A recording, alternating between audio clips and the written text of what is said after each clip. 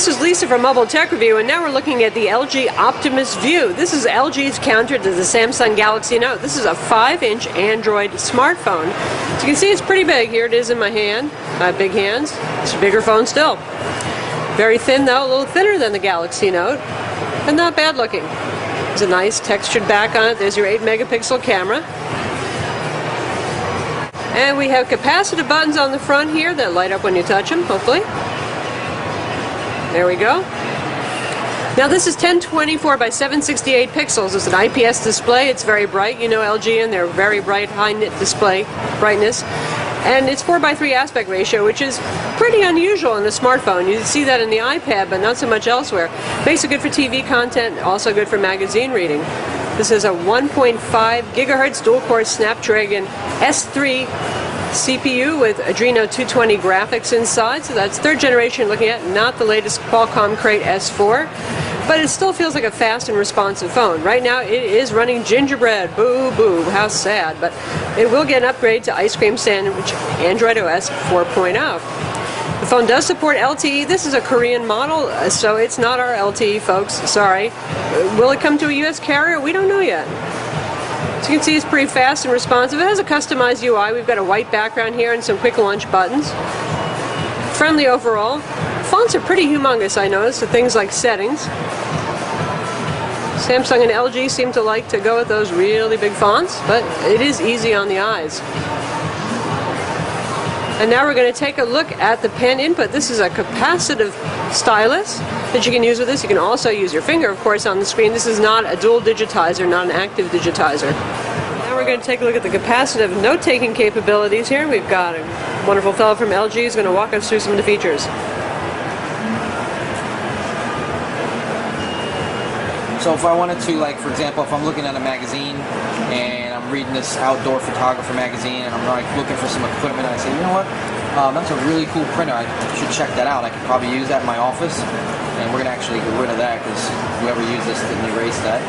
And basically I can grab my pen tool. There's a little button on the top here. This is our quick click button. Press that, and on any screen, I'm able to write over that screen, whether it's a video running or a magazine like this. So I can go over here and grab like whatever pen color I want for the thickness, get out of that, say, you know what, this looks like something I'd be interested in, and then I go, let's say on, I back out of that real quick, go online, check out the price, checked out the price, hold down here, go back into that Zinio reader, which I didn't save that, unfortunately. I should have saved it first, but let's say essentially that's what I was doing, and I had this, I had saved this particular thing, and there it goes. I can go back in after I got the price and say, all right, that's going for $199. So now I have the ability to save this. Since I got that information there, I can either share that through email, messaging, social networking, or whatever. And then if I wanted to save it locally, I can hit the save option. I can go to notebook or gallery. If I want to erase it, I can erase it manually or all. And like I said, I have all those different options there as far as pen colors and pen sizes. I can save it to my notebook. We'll back out of that. This is our rubber DM pen. It's like a number 2 pencil size pen tool to use, navigate, and write with. Very comfortable in your hand. So I can open up my notebook now. And that's capacitive, right? It is, yes. So anything I save to the quick clip is going to be stored in here. And as you can see, there's my page there, and I'm able to flip through the pages and see what other notes I have saved. And I can come in here and write some more edits over top of that. So it's a really cool note-taking option. And you can use your finger too, can't you? Yep, if you want absolutely. to.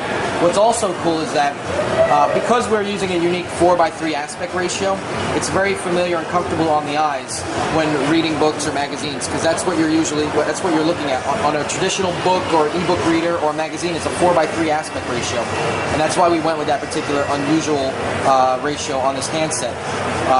Not unusual for reading, but unusual for phones. Right. Same resolution as the iPad. Yeah. It's a high resolution display. It's an IPS display. It's 650 nits of brightness. So in direct sunlight, it's going to be a great option, and also conserve on battery life when compared to some of our competitors. So this is our notebook option right here. I can come in here and actually choose the color of my notebook, and then I can actually type a new note. Let's say I want to call this, like, for example, I don't know, let's say I'm making a recipe book.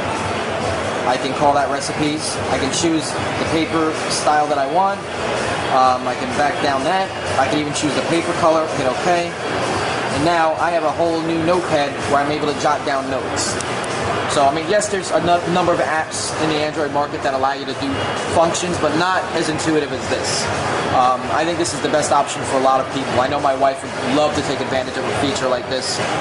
She's a big note taker. She's a big researcher. She does her homework when she's looking for a purchase. She does a number of different lists for a number of different things. So for folks that are really that kind of organized personality in their personal life, this is going to be a huge benefit.